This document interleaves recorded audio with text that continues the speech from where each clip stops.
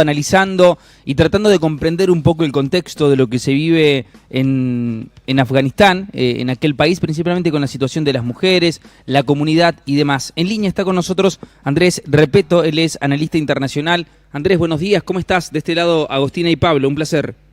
¿Qué tal, Agostina? Hola, Pablo, ¿cómo les va? Un placer, gracias por el llamado. ¿Cómo andas? Un gusto, Andrés. Bueno, queríamos escuchar un poco tu opinión, obviamente, porque, a ver, los contextos son varios, principalmente de aquello que comienza entre el 96 y el 2001, con la primera presencia de los talibanes, después todo el desenlace que se viene, la retirada o no, la supuesta participación o no de los Estados Unidos, lo que sufrieron las mujeres, los talibanes que aparecen ahora y dicen de que no va a ser tan cruel como en aquel momento, pero las imágenes que llegan muestran otra situación. Bueno, un análisis complejo, ¿no?, el que se vive en Afganistán. Sí, la verdad que sí. Bueno, quizás hay gente más joven que, por lo menos que yo, que tengo 53, que nos está escuchando, y nos retrotraemos un par de años atrás. En el 2001 hubo un atentado brutal contra Estados Unidos, las Torres Gemelas fueron impactadas por aviones, el Pentágono, bueno, todavía no está claro si fue un avión o qué, pero bueno, también impactado, sí. Otros aviones que fue, uno que fue derribado, otro que cayó también cerca en Washington. Era la primera vez que el mundo veía que lo que era ya algo conocido como la posibilidad de un secuestro aéreo, transformó esos aviones comerciales y esos secuestros en misiles, ¿no? En ese momento ya estaba operativa una red que se llamaba Al-Qaeda, era el primer grupo terrorista transnacional, es decir, que tenía un poder de fuego o sea, no ligado a ninguna nación en particular, con un poder de fuego que ya lo había mostrado en el 96, con 2 atentados simultáneos a la misma hora en 2 países contra 2 embajadas estadounidenses en Kenia y Tanzania, en África, después atacando a un destructor, el US Cole, de los Estados Unidos. Es decir, bueno, esa organización ya era conocida. El 2001 se adjudica, por lo menos la historia oficial, a Al-Qaeda. Al-Qaeda se atribuye después, con el paso del tiempo, ese atentado y se responsabiliza al líder, ¿no?, de esta organización, que se llamaba Osama Bin Laden. Los Bin Laden, una familia multimillonaria de Arabia Saudita, ¿no?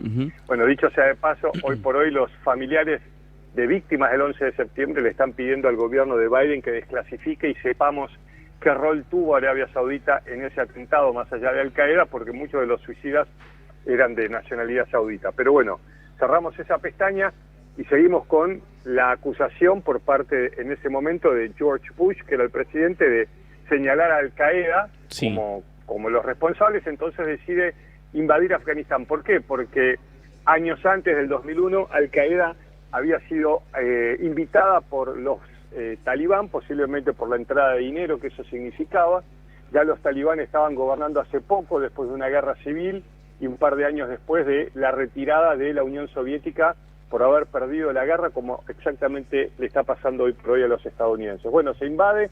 El objetivo primero era atrapar a Osama Bin Laden. Lo persiguieron durante años, los talibán se van replegando, incluso hasta la presidencia de otro hombre como Obama. Estados Unidos sigue mandando más soldados. En la presidencia de Obama, el primer afroamericano presidente de los Estados Unidos, se lo captura y se lo mata a Osama Bin Laden, paradójicamente no en Afganistán, donde se lo buscó durante años, sino en un país vecino, que es Pakistán, paradójicamente un país que supuestamente siempre ayudó a Estados Unidos en la llamada lucha contra el terrorismo y siempre se lo vinculó a este país Pakistán, país musulmán con poderío nuclear, de estar detrás de los talibán. Paradójicamente también Bin Laden parecía estar viviendo una vida de retiro en una casona, en un barrio de militares pakistaníes, con lo cual, bueno, genera muchas suspicacias. A partir de la muerte de Bin Laden, la pregunta es, bueno, si se promocionaba, o por lo menos públicamente se decía, que Estados Unidos estaba reconstruyendo Afganistán y que llevaba a la democracia. A partir de la muerte de Bin Laden, o el asesinato y captura de Bin Laden, seguramente se empezó a plantear la salida, y evidentemente la salida nunca debe haber sido algo fácil. Se sigue demorando, cada vez más plata. Para que tengamos una idea, los estadounidenses meten en todo ese operativo militar y de ocupación $2 billones, es 100.000 millones, 200.000 millones, 300.000 millones, 400.000 millones de dólares, 900.000 millones de dólares, 1 billón. Lo digo, parezco tonto, pero digo, no nos entra. O sea, 2 veces eso, ¿no? No sé cuántas veces la deuda externa argentina. Sí. Bueno, Trump, el último, digamos, presidente antes del actual, decide finalmente, entre todas las cosas de tableros globales que patea, dice, nos vamos. Biden, como comandante en jefe, dice, no vamos. Bueno, y a partir de que empiezan a retirar, es decir, los talibán nunca se fueron de Afganistán, se replegaron, ¿no? Perdón, con respecto a esto, abro una ventana, un paréntesis acá. ¿Por qué, más allá de las acciones o no de cada uno de los presidentes de los Estados Unidos, crece mucho y cae principalmente el martillo o el peso sobre el nuevo presidente de los Estados Unidos ante la retirada, teniendo en cuenta que el rumor de una especie de acuerdo o no, depende el periódico que se mire o el lugar que se analice, de los Estados Unidos para el regreso de los talibanes, e inclusive en el último tiempo creció el rumor de que Estados Unidos iba a adiestrar a las fuerzas afganas, me refiero a los militares afganistanes, brindarle todo tipo de herramientas para que no llegaran los talibanes, e inclusive en un momento se decía de que el ejército de los Estados Unidos se iba a retirar recién en septiembre. Se adelantó esta retirada y se vincula de alguna u otra manera la llegada de los talibanes, o se le adjudica a Joe Biden. Bueno, viste que la victoria, dicen, tiene muchos padres y la derrota es huérfana. Claro, ¿no? Sí. Le tocó, viste, cuando decís, bueno, ¿quién hace esto? Y ponen varios palitos y el que agarra el más corto es el que se jode. Bueno, acá le tocó a Joe Biden, ¿no? Porque él es el presidente, él decidió seguir con esa retirada. Evidentemente acá hubo muchas cosas que con el diario del martes, ¿no?, que han fallado. El ejército afgano supuestamente preparado y entrenado no fue tal.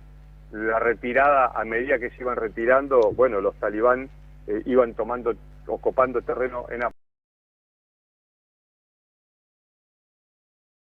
Afganistán, y evidentemente un grosero error de cálculo de los generales que le dijeron a Biden, vos todo tranquilo porque cuando nos vayamos quizás en un par de meses caiga Kabul, los talibán gobiernan, pero nosotros vamos a estar lejos ya. Y eso no pasó, ¿no? Incluso el presidente Biden, en el discurso a la nación, el primero, hablará en cualquier momento ahora, dijo, fue más rápido de lo que pensamos. Si los sorprendió a ellos, imagínate al resto de nosotros, ¿no? Igual ya había informes donde los tipos empezaban a reconocer que Kabul podía caer en 3 meses. Bueno, ya los días previos el presidente afgano, que ahora está en otro país, digamos, el que se fue, que era pro-estadounidense, ya empezaba a decir que quería compartir el poder. Digo, bueno, con fanáticos, los fanáticos no comparten nada con nadie y arrasan con todo lo que piense diferente, ¿no? Claro. Entonces, bueno, se da esta caída. Yo creo que la corrupción también debe haber jugado un papel importante en todo esto, y también lo que uno va aprendiendo de cómo son las tribus. Es decir, es muy complejo, ¿no? Los estadounidenses no son los primeros que pierden en este territorio.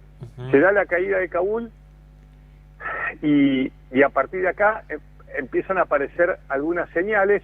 Ya con los días algunas se van borrando, pero yo me preguntaba al comienzo, el domingo pasado, digo, bueno, ¿qué tan remixados vendrán estos tipos, no? Claro. Y yo creo que acá hay una reflexión para hacer, digo, desde mi punto de vista, ¿no? Digo, es tan fuerte el movimiento global del reclamo de la mujer hacia, por lo menos, como mínimo, la equiparación de sus derechos hacia los hombres, que hasta estos fanáticos entienden que tienen que arrancar con un discurso, no digo que lo hagan, con un discurso diferente, y parecería que les es más importante en los primeros días ver cómo cambian su imagen del trato hacia la mujer que recuperar el aeropuerto de Kabul, en donde hoy hay 5.400 soldados estadounidenses. Bien. Andrés, recién cuando cuando empezabas la nota decías, las generaciones nuevas que no saben, y recién terminás de decir otro para ir cerrando este contexto. Es decir, hace 20 años atrás esto sucedía, pero hoy las generaciones nuevas le cuesta entender como que no te dejen festejar de las nuevas restricciones que pone el Día del Trabajador, no escuchar música, prohibir ver películas, televisión y videos, y esas son las nuevas 17 que pusieron como norma de convivencia. Y vos recién decís, el mundo está consternado porque el movimiento del feminismo ha salido a saber que necesita sus derechos y todo eso. ¿Cómo se puede llegar a lograr? Porque ayer China también dijo que vienen como más calmos, que no van a ser como tan agresivos. ¿Puede llegar a ser cierto esto? Mirá, ver para creer, ¿viste? Yo siempre digo la fábula del sapo con el escorpión, que el escorpión le pide al sapo que lo cruce el lago, ¿no? El río, y el sapo le dice, pero me vas a picar, y el escorpión le dice, no. Y en la mitad del trayecto el sapo siente un ardor en el lomo y dice, escorpión, me picaste, ahora nos vamos a ahogar los dos. Y el escorpión le responde, es que es mi naturaleza. ¿No? Entonces la verdad que me cuesta creer, imagínate cuánto le cuesta creer a las mujeres afganas la promesa que están tirando sus bebés por arriba de los alambres de púa del aeropuerto de Kabul. Perdón que sea gráfico, algunos niños se quedan enganchados en esa maraña de alambre. O sea, recién ahora empieza a verse la imagen. Yo leí una nota hace unos días. Es que Andrés, para graficar, vamos a ser claros y crueles a la vez, los revolean cual pelotas de un lado del alambre al otro porque temen por su futuro, literalmente. Es que hay que contarlas como son a las realidades. Sí. Y bueno, esta imagen se empezó a viralizar, digo. Y este general británico o teniente le decía a la cadena, mis soldados, porque también hay soldados británicos en el aeropuerto de Kabul, lloran todos los días. Yo los tengo que contener. O sea, imaginemos la situación que se está dando en el aeropuerto, ¿no? Entonces digo, vos decís, ¿qué le van a creer? O sea, ¿qué creen esas mujeres? Bueno, evidentemente, si hay gente que se está trepando un avión como si fuesen extras de la película Misión Imposible en el fuselaje y después caen, como paradójicamente también caía la gente que se tiraba de las Torres Gemelas por desesperación, digo, ya no importa qué crea yo o no, evidentemente la gente a estos tipos no les cree. Y quienes están diciendo, no, vienen mejor, tranquilo que vienen mejor, bueno, justamente no son paradigmas de la democracia ni de los derechos, como es China y Rusia. Claro. Andrés, vienen mejores, pero sigue insisto, esta es la información que nos llega aquí, por eso comparto estas opiniones con vos, que están golpeando puerta por puerta y aquellos que no eligen resignarse ante ellos o respetar su orden, su jerarquía, que no comparten sus ideales, los están asesinando, decapitando literalmente. Hace poquito o hace algunas horas conocimos lo que pasó con este policía que vos hacías referencia, la historia que contó una periodista ante lo que le pasó a su madre. Bueno, no vienen tan tranquilos como parecen, o si esta es la tranquilidad, no quiero imaginar cómo es la violencia. Claro. Bueno, es una denuncia, ¿no?, que está haciendo la CNN, las Naciones Unidas. Me estaba acordando también una cobertura en vivo ahora de una periodista también que se jugó la vida, ¿no?, mostrando lo que pasaba ahí en el aeropuerto de Kabul. Claro. Y el otro interrogante es qué va a pasar cuando no haya prensa internacional. Es decir, los talibán entienden que algo cambió y por eso cambian su discurso y hablan de las libertades de las mujeres siempre de acuerdo a la ley islámica o a su interpretación de la ley islámica. Perdón, ahí hay un paréntesis, Andrés, porque ellos decían esto en sus discursos: vamos a respetar los derechos de las mujeres de acuerdo a las leyes islámicas, que dicho sea de paso, viola infinidades de derechos. Claro, el tema es que hay interpretaciones e interpretaciones. La mujer tiene un rol en Irán, tiene otro en Arabia Saudita, y claramente no tiene ninguno hasta lo que hemos visto en el pasado de los talibán.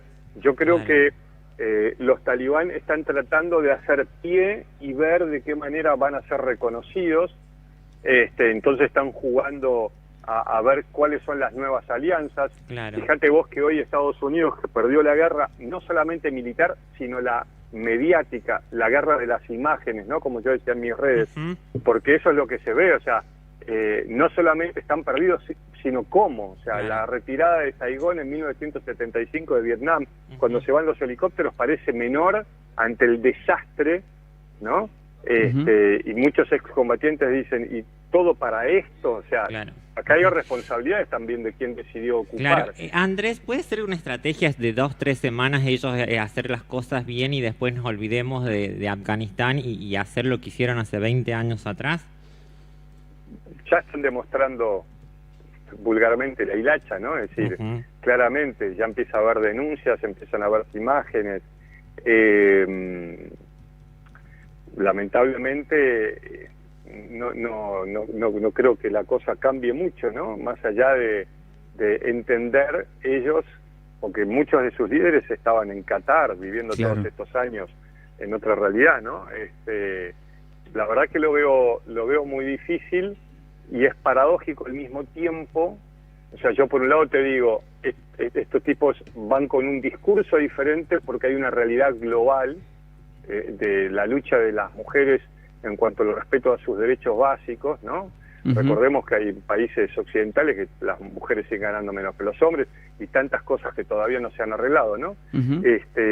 Pero paradójicamente en este momento de esta energía global que encara a la mujer, ¿no? Y yo creo que va más allá de la mujer como género, digo, reaparecen esta cara, ¿no? O sea, también es otra cosa que a mí todavía no sé cómo acompañarlo, pero digo, por un lado, te digo, estos tipos se entienden y al mismo tiempo en este momento global donde en países como Arabia Saudita las mujeres se las empieza a dejar a manejar, o sea, en medio de esta energía global salen estos tipos a la luz, ¿no? Es paradójico también. Andrés, obviamente agradeciendo tu tiempo y tu predisposición, ¿crees que, o la lectura que vos haces, en los Estados Unidos puede haber tenido o no que ver para esta reapertura / llegada de los talibanes en lo que hoy parece, claro, en lo que hoy parece una guerra de 20 años absurda que llevó adelante? Inclusive vos hablabas un poco de los números también y demás, tal vez la guerra más absurda de los Estados Unidos, que aún no sabemos cuál es el fin de esto. Lo que pasa, bueno, Biden dice nuestro objetivo era Bin Laden y a contrapelo de lo que venían el discurso no importa del país, no importa la administración, dijo nosotros la democracia, ¿no? Si los soldados afganos no quieren pelear, ¿por qué tenemos que pelear nosotros? Bueno, ninguna salida es buena, dijo Biden. Yo creo que claramente el costo iba a ser elevado para cualquiera. Lo que pasa que la salida ha sido realmente, para la imagen de ellos, pésima. Y por otro lado, yo lo que temo es que se pueda llegar a romper el mínimo acuerdo que hoy tienen los talibanes y las fuerzas occidentales en el aeropuerto de Kabul. Digo, atención con esta imagen. Hoy están retirando de a 9.000 personas. Claro. No es verdad, como dicen los talibán, o como dicen, que están dejando que libremente la gente se vaya. Ya los muelen a golpes. O sea, ya hay un alambre de púa y es como un muro de Berlín, ¿no? Es decir, la gente que entra o la gente que puede subir escalando el muro o los bebés que tiran por el aire arriba de los alambres de púa, quizás puedan tener la suerte, pero también está todo el debate que ellos dicen moral de qué vamos a hacer con esa gente que colaboró con nosotros durante 20 años a la que le están tocando la puerta. Andrés, por último, ¿el régimen talibán, a tu óptica, crees que irá por más o se quedará allí en Afganistán?